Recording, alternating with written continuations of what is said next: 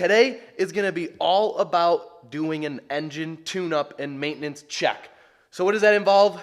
Tighten the timing chain, check the valve clearance, and check out our points. Make sure everything is all good, and we should have a far better running machine after that. It does run right now. However, you can hear a nice little ticking noise, which is usually an indication to valves being out of sync. And also, I'm losing power toward the top end, which could be a carb thing, but you never do carbs, and you never tune carbs unless you've went through your ignition, your timing chain, and your valves. Otherwise, you'll be chasing your tail, because that's exactly what I was doing when I owned my other CB450 when it was all stock, trying to tune it, make it run good. I never went through and did a basic maintenance tune-up. So that's what we're going to do today. With that, it's going to be a more like conversational episode, less time-lapse stuff, but we'll get on there a little bit. Without further ado, we're going to roll the intro and get right into this episode of making the CB450 run way better. Ow!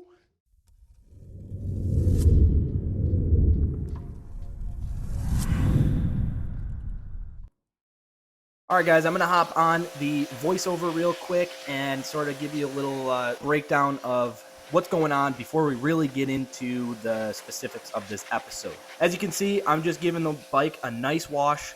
I had to clean off all that dirt and grime from it been sitting in the barn for so long. So this will really help us see and reveal the true condition that the bike is in. Of course, there's a lot of flash rust on it, but at the very least, if we can clean it up, get as much dirt and gunk off as possible, it'll give us a good platform to really see what we're working with, and also allow me to get a good surface on the tank, good clean surface on the tank, so I can cut, buff, and polish it, which I already did. I'll throw up a photo right now. As you can see, it's looking incredible, and it has a great patina. Anyways, I just hit the foam cannon to the bike, and it cleaned up surprisingly well. I was super pumped about, because at first I was pretty discouraged with the condition it was in, but it ran, it was all there, and I knew everything that it took to get it back into running and riding condition. We're very close. We are very close. We are driving closer and closer to the home stretch here, and probably episode 3 or 4, this thing's going to be dialed, so stay tuned for that.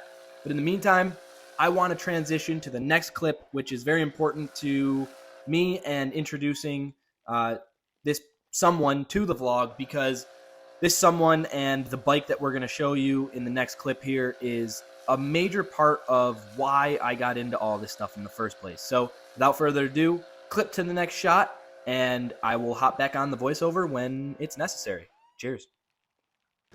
All right, everyone. So obviously, this episode's all about kind of cleaning the 450, springing it up, seeing what we actually have in our possession. But first and foremost, I want to introduce something and someone that introduced all of this to me and what this all means.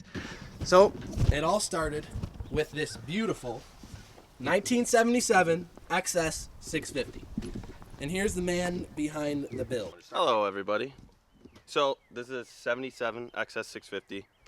I bought it totally original, completely stock.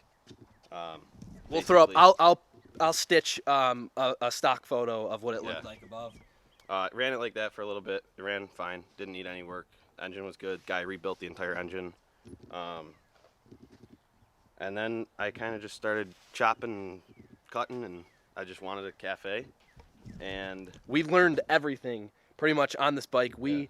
This bike introduced us to what a cafe racer means. As you can tell, it's like the pure definition of what a cafe racer is by the book. I tried to keep it cheap at the time. We were in high school, and I bought this bike for like $1,000. And it was my first motorcycle, dirt bikes and stuff, but that didn't really matter. This was the first street bike that got us into all of them. It's kind of Frankensteined together a little bit, but as they all are. It does the job. So originally I had it just totally stock, like I said, and then I ended up putting a PMA in it, permanent magnet alternator, so it's kickstart only. I'll show you under the seat here. It's kind of all messed together, but here's the capacitor. kind of just cut everything out of it. So it's lighter, no battery, no nothing. And actually, at the time, so when we built this bike, like we had no tools, no welder, didn't know how to weld, and like as you can see, this seat is actually pretty. It's a really, really nice cafe seat. But the thing that makes it really good, and at the time, what we needed was something that would fit the frame without cutting it, because we didn't have the luxury of welding, and that's why you can see this came factory with the factory mounts exactly for it's the original full factory seat. plug and play cafe seat. Yeah. But basically, this is what the build turned into, and it hasn't really been touched in like 2 years. This has been, and hopefully you and I in the lens here, comment below if you would like to see Angelo kind of revive this in a sense where it's actually fully complete to his spec that he actually has always wanted. There's still some things that need to be done, but this is like a let's get him back on it. It's like a 5th generation build. So like over the years I put different things. Like I put the rear set foot pegs. This was like not even, it was probably like a couple years ago. That was the latest thing on it. It always had the original mid controls. The permanent magnet alternator that I did. You can see the let's see if we can see that. You can see the reg rec right here, mounted in. Uni air filters. They run really good on this, on 650s, as people say in the forums. Other than that, everything's pretty original. I mean, it's got a new chain. Mm-hmm. I built this little catch can here. So the the vents that go into the engine, they used to leak. They used to leak all over my everything. So I, Made that little combine pipes, slip-ons. I ran it with straight pipes for pretty long, almost forever. And then I put these slip-ons on. I don't remember where I got them from. Just a cheap like slip-on set. I don't know. They sound great. They have removable baffles. The baffles are in them, but they also provide a good amount of back pressure too. Yeah. Because that was one of your issues with the straight pipes was, you can tune them nice, but with the uni pod filters and these slip-ons, it helps with keeping the carbs stock and just mixing the screws. Yep. I lowered the front forks a little bit. Thomas got me the tough side grips. My duct tape headlight, of course. And of course, you gotta have the X. It wouldn't be a true cafe without some duct tape or zip ties, right? Of course, you gotta have the X. Yeah. The electrical taper there. Yeah. And I'm actually gonna throw up some photos here. A little album, flick, flick, flick, flick, flick. These are some shots that we took when we were originally BPM Customs, and I had my Suzuki Savage Cafe, Bob Cafe now, whatever you want to call it, chop job, and we had the beautiful XS. But now, we got the CB450, the Moto Guzzi, and the K100. Also, I have another bike I bought. I haven't showed you guys yet.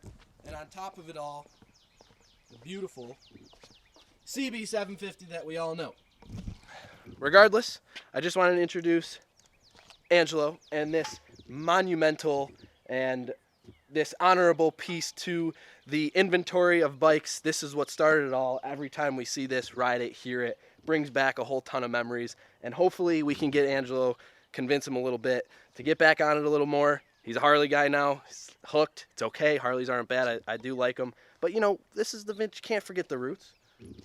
I have a Dyna, so those of you that know how the Dynas ride, this. it's fun. But this is always good to break out when the weather gets nice. Ride it with no helmet, no license plate, kind of where it started. But yeah. Regardless, that's what I'm really excited that we finally did this. It's taken that introduction some time now, but hopefully we'll see more of Angelo behind the scenes and part of these episodes. You think you'll be there? Yeah. All right. Love to see it. And I'm usually here. I'm just behind the camera. Anyways, guys, so hope you like that. Again, this style of filming is very new to us and me especially, and I like it. I'm starting to really like it. It's more conversational. It's more showing you guys like what we do, what we got, instead of just so focused on the time lapse and what we're doing at the time. But yeah, with that being said, in the same frame, got Alex over here working on the engine bay, looking pretty good. I don't know, thoughts so far with the foam cannoning? This is actually our first time foam cannoning, or using the foam cannon for an engine bay. I've never cleaned an engine bay. And I just thought to myself, why not clean it up, find square one, figure out where we're at, identify potential leaks. As Thomas said, it's a BMW, so you never know. It's not leaking, it's not running. So that's the start of the cleanup for the season, and we'll jump into some additional there it is. There's some oil. Then we'll jump into some mechanical stuff. Not the most exciting stuff, but from a driving perspective, it's definitely going to tighten up the chassis and it's going to feel fantastic. So we will, more to come on this, and let's spray this puppy down. Let's get this pig wet. Always use protection. Now that we're finished cleaning the bike, I had to make sure, things are running. And this will give you all a good perspective as to how the bike is running pre-maintenance versus post-maintenance. And as you can see, this is pre-maintenance. This is just right after the wash, nothing crazy, just making sure everything, gets cleaned up and blown out, make sure there's no water or anything. That's really just mainly what I'm doing here. But as you can see, I'm having a hard time keeping it running. It's firing, it's turning on, it's running, right? But you can tell it's giving me some issues. So after we, go through and listen to the sound of this engine pre-maintenance tune-up, I'll stop talking for a few seconds to let you guys listen to how the engine sounds pre-maintenance tune-up.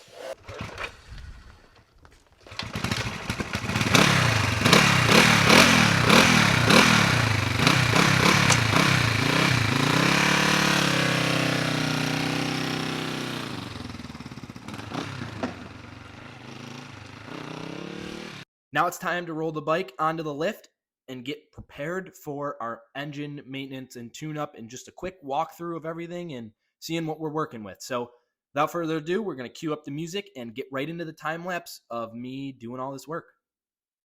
All right, first things first is we are going to have to get, we're going to take the seat up, we got to take the carbs off, and probably the tank as well, just so we can get full access to these valve covers.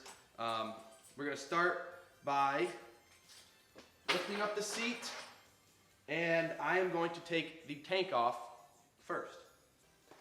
As easy as it is to take a old school vintage tank off of a motorcycle, as easy as it is, it's always a bear, kind of keeping the fuel spillage to a minimum. So that's what we're going to go ahead and try to do.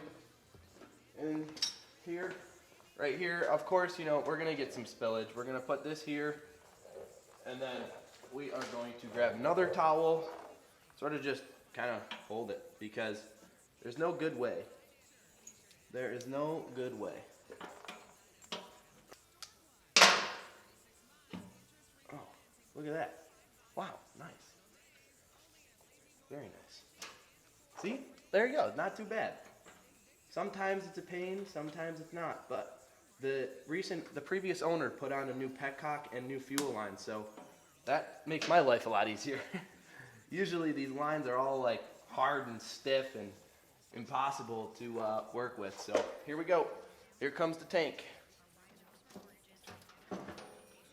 What's holding me on here?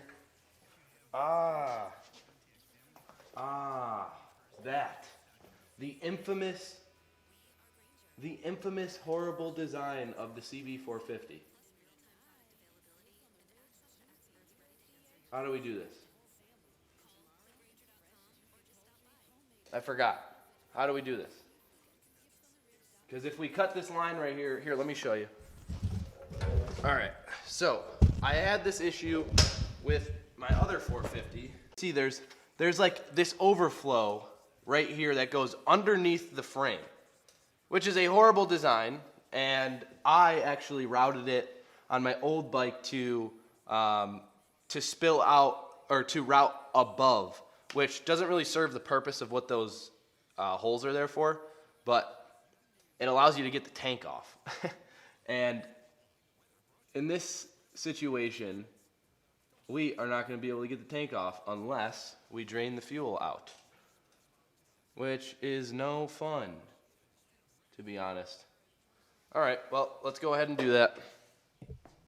All right, in the meantime, since I don't have a siphon, and I'm going to go get a siphon to get the fuel out of the tank, because this tank has two little drainage, like ventilation drains on the bottom of the tank, which go under the frame rail, which prevents me from actually getting the tank off the frame. So I have to take the gas out, go through the whole thing, the procedure. It's kind of a pain in the butt, but we'll get it done. But right now, in the meantime, just to make some progress so we're not standing still, I'm going to take the side covers off and take the air box off so we can get the carbs off, essentially. So.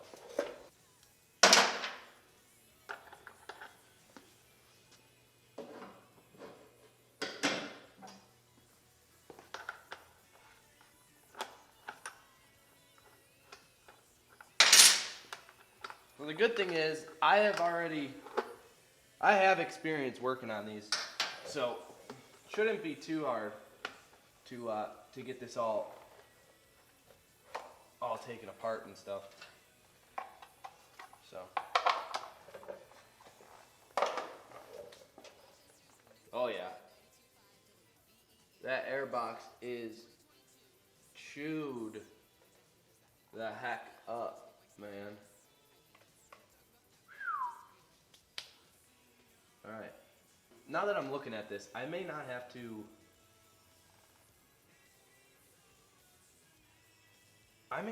Take those off because this is connected to that.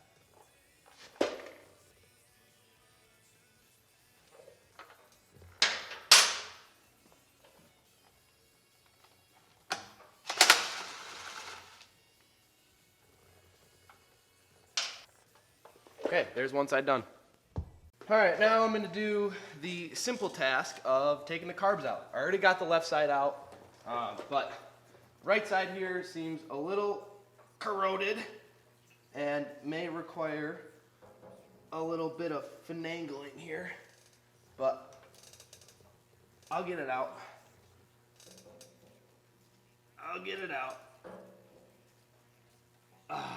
There we go. There we go. All right. Now I gotta disconnect the throttle cable, which is a 10mm nut.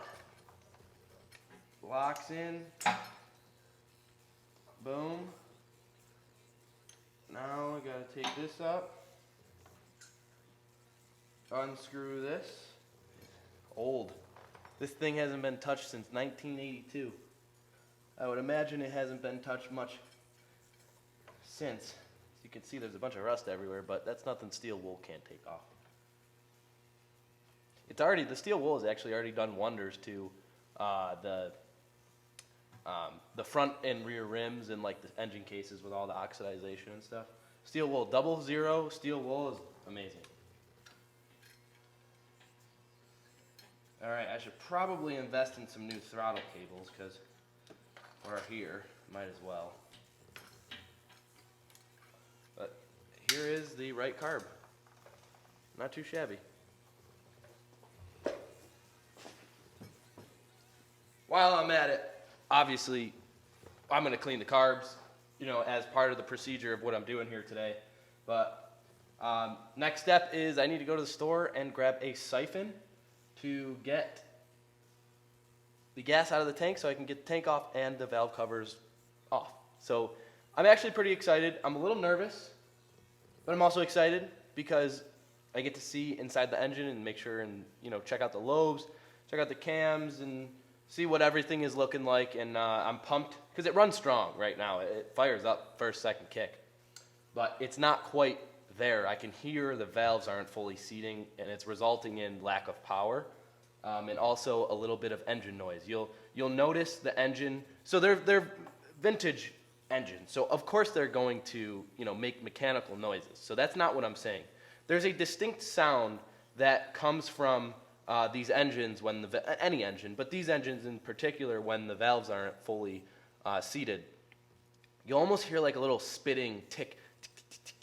It's not like a very pingy noise, but you could hear the difference between valves in sync and not in sync, or valves within clearance and not within clearance. So we're going to go ahead and button all that up and also tighten the timing chain, which also could result in some of that noise. But I'm excited because this is not a very difficult job, and hopefully me walking you through this whole process kind of can show you what it entails. Because I haven't seen any videos up on YouTube with like actually someone having a bike like in full condition like this, full substance, and taking it off. So before I go to the store, I'm gonna hop off and do a quick little overview of what I took off and how I did that. All right, so as you can see, this is where the right side cover lives. What you do is you take off the center bolt on the actual cover, which then exposes the airbox cover. There's a 12 millimeter nut. It's long, looks like this. It's long, looks like that, right there, which then exposes the air filter, which lives right here, and the intake boot, which connects to the intake side of the carb, or like the rear side of the air side of the carb. From there, you do the same thing on the other side, which then exposes this area on both sides. Once you get to that point, you're able to get the carbs off by loosening this nut, which connects the two carbs together. Then you can pull this one off of this one, and that allows you to take the carbs off. Now what we have to do next is get the fuel tank drained of gas. And you could see there's this fuel line underneath that goes underneath the frame, restricting me from like just simply lifting the tank up. So what we have to do is drain the fuel out, get that line off, and then that will expose our rear intake side valve cover and exhaust side valve covers. Make it a lot easier of a job. It's pretty easy, and let's get to it. All right, guys, so I kind of forgot to film, but essentially, I went to the store, grabbed a siphoned as much as I possibly could out from the top into a gas tank to keep it clean and safe. And now it's like watching paint dry. I'm using the reserve to get like that last bit of gas out of the tank, or at least as much as I possibly can. So I'm just over here. Oh, there it is. It's starting to drip. But I've been waiting here for about like 20 minutes. It's a big royal waste of time, but looks like I got out as much as I possibly could. And we should be ready to take the tank off now. There's still gonna be some gas that spills when I take this rubber off, but this fuel line off, but it's all right. It won't be much, hopefully. Because when gas spills, it smells and it's a mess. So, set this down here. Set this down. We're gonna pour this into there.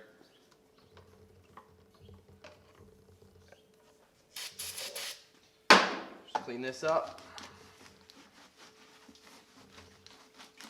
Right here. Done. Got a little on my pants. Done. All right. Got a little here. Clean as a whistle. Clean as a whistle. All right. Now, we are going to be careful and take off this fuel line right here that connects the two bottoms that goes under the frame, which is preventing us from taking the tank off.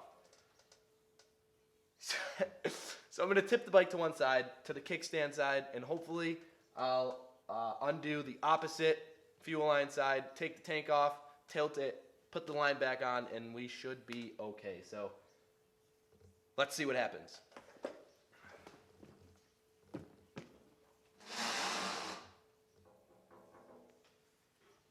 Let's see what happens. Maybe a double. We're going to double up in case we have some spillage, which we're going to. It's pretty, you got to be careful because you don't want to rip the line. I would like to be able to reuse these. I'm going to try to wedge a small flathead. Kind of push it off. Stretch it.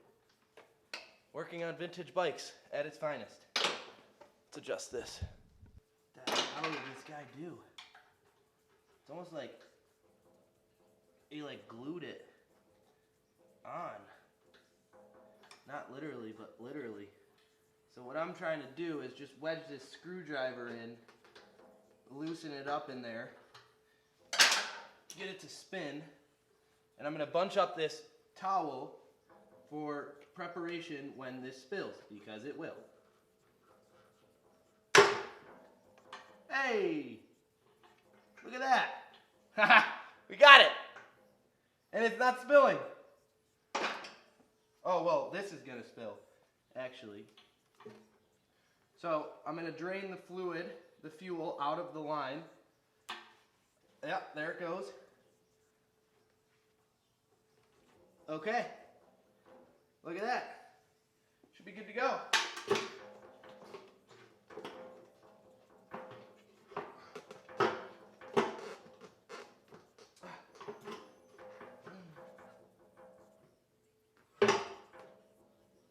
What's hanging me up here? For all of you that have worked on these before, you're probably like, yo, why is it taking him so long to get the seat off? Well, that's what I'm doing right now. Now I know. Take the pins out. Good. There we go. Alright. There we go. Alright, we're ready to get the tank off now. Woo! Easy peasy. Easy peasy.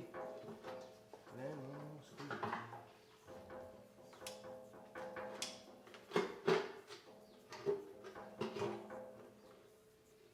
What the hell?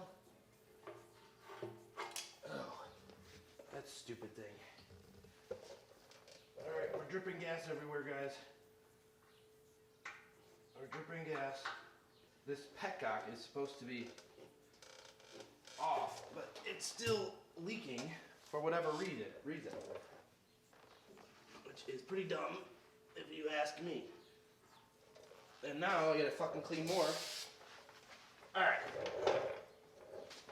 If you guys couldn't tell, I'm good at working on this stuff, but I'm not quite there yet. So, I'm still learning. Alright, now, look. We have everything exposed that we need exposed, which is all good news. Next step is I'm going to try to get these valve covers off and start working on the valves and timing chain. So with that, I'm going to bring you over to the next step and gather the tools I'm going to need, clean up what I've already used, get it out of the way. Boom, moving on. Now, the next process or step to all this, and it's the first thing that you do, is put the engine to top dead center on the compression stroke on the left cylinder to tighten the timing chain. So what we're going to do is take off this stator cover here, which exposes the rotor, and it's going to leak a little oil, so, you know, beware. It may leak a lot of oil, actually. So I don't know if I was supposed to drain the engine first, the oil first or not. And if that's the case, we're screwed. Oil's everywhere. This shouldn't be the case, though.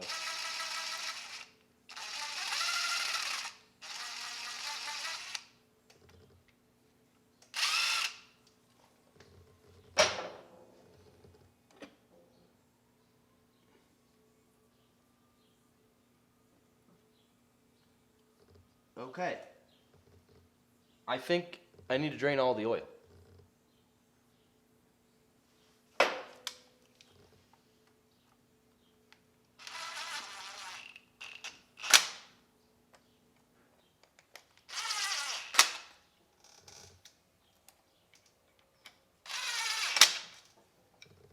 All right, this is gonna take a little longer than I expected, so here we go.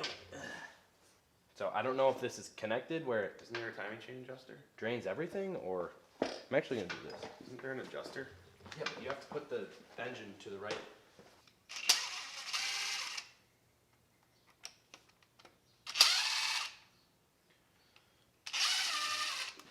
What's Alex doing?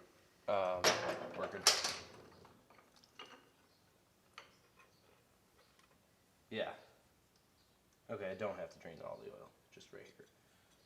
All right, change of plans. I'm gonna drain the oil, then let everything get out, clean, boom, done, and then we will expose the stator to get the proper TDCs and whatever else to do the proper procedure. So that we're just gonna wait, let the oil drain, and go from there. All right, now what I've done is drain the oil. First of all, the oil was like a very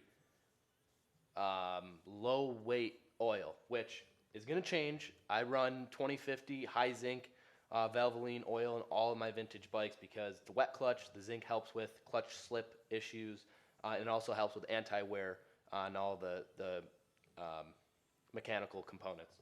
So what I'm going to do right now is what I used was a simple straight up protractor, and I measured from the left fire and the right fire, and then in at the 90 degrees in between those two is where both cylinders are decompressed, which means most slack is going to be on the timing chain.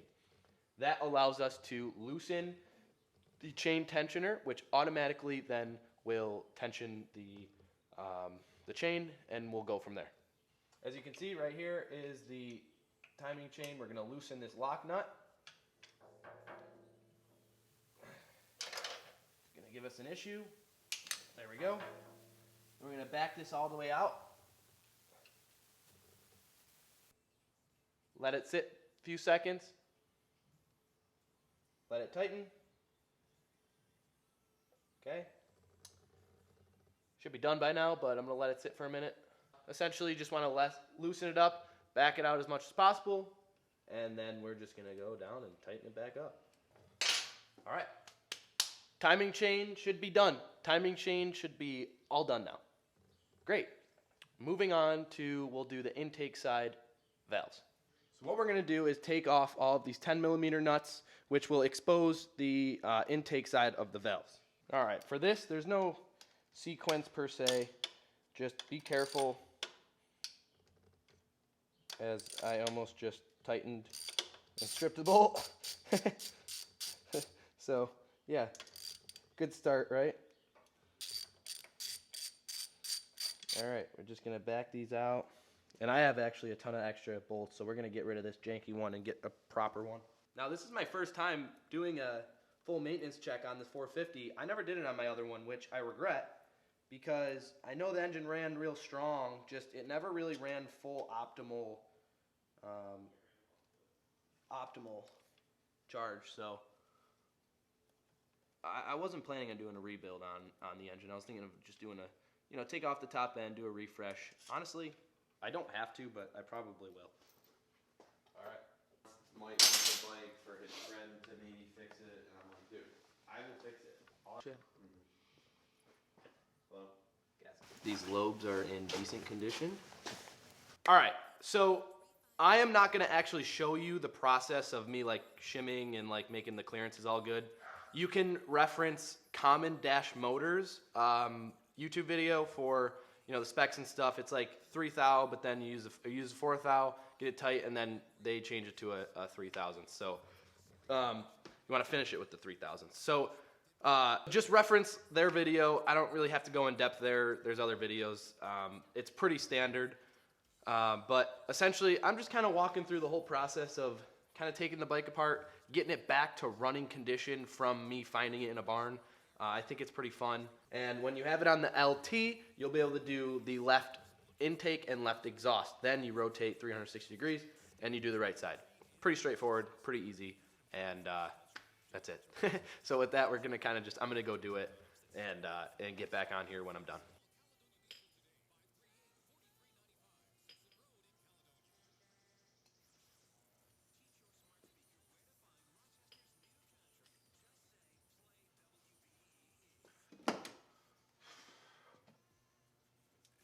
All right, got the carbs back on, and we are ready to put this stator cover back on. The one thing I did not do is the ignition, which I probably should.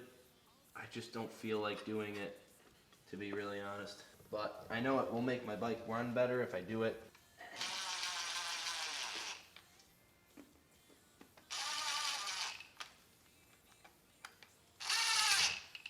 All right, now it is time officially to add in our oil. We have to put in about 3 quarts, so that's just this full can. It's mostly empty, but dump it in here.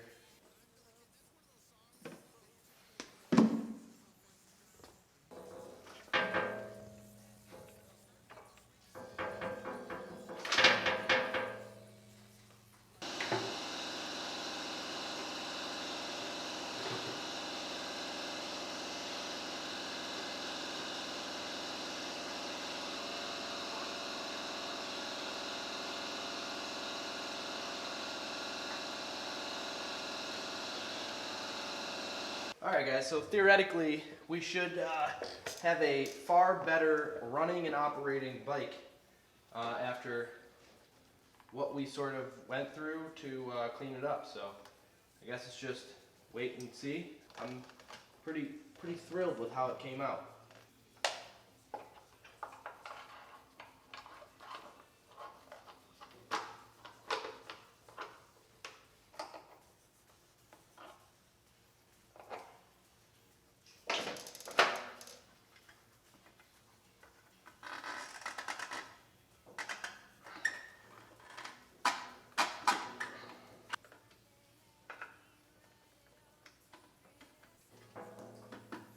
Took me a second there. Got it.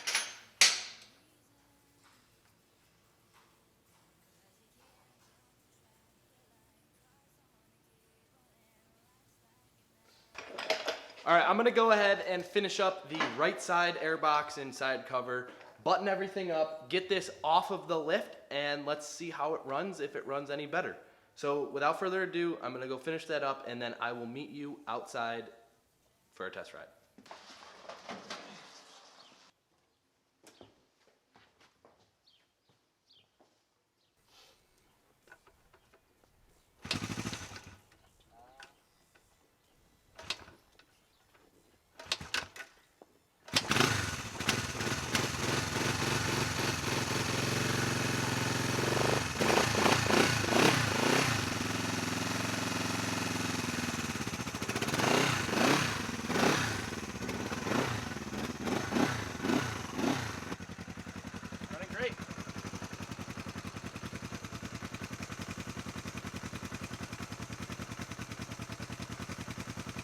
Wow, sounds a lot quieter.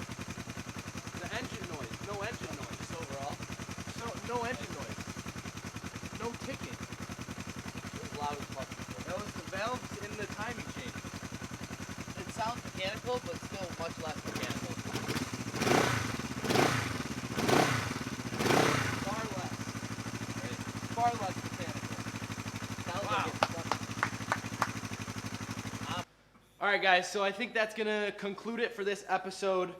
We went through, we checked the valves, we tightened the timing chain, changed the oil, and figured out a few little miscellaneous things, cleaned the carbs, sunk the carbs, but it still needs a lot of work. It's running far better than it did when I bought it, and I still got to figure out, my left side is way richer than my right side, so I got to figure that out. My jets are properly jetted, everything's stock, so I don't know, we'll have to wait and see. But for the most part, I'm super thrilled with how it turned out. I rode it, it's running on both cylinders now, it wasn't before. It's ripping, it's just not quite there yet. I'm going to adjust the points next time I'm home, and hopefully that'll really solidify things. But in the meantime, I'm just going to keep enjoying it, start spit shining things and taking steel wool to all the rusted and corroded areas, and before you know it, we'll have a pretty clean rider.